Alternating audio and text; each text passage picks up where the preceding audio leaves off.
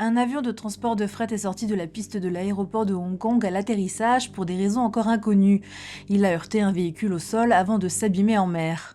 今早凌晨3點53分，一架由迪拜嚟香港嘅貨機，機上有4個機組人員，佢哋喺降落機場北跑嗰陣時劃出跑道，繼而呢係衝爛鐵絲網，然後墮海。咁好不幸呢，當時我哋機場保安公司有架巡邏車都喺上述個位置，飛機將嗰個巡邏車亦都撞咗落海。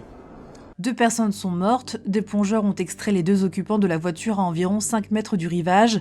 Les 4 personnes à bord de l'avion ont été secourues et transportées à l'hôpital. 我哋根據我哋現場嘅資料，我哋事發當時天氣同埋跑道嘅情況都係適合運作。咁機管局同埋將會其他嘅部門將會協助飛機事故調查authority 啦，咁我哋會盡配合我哋去調查。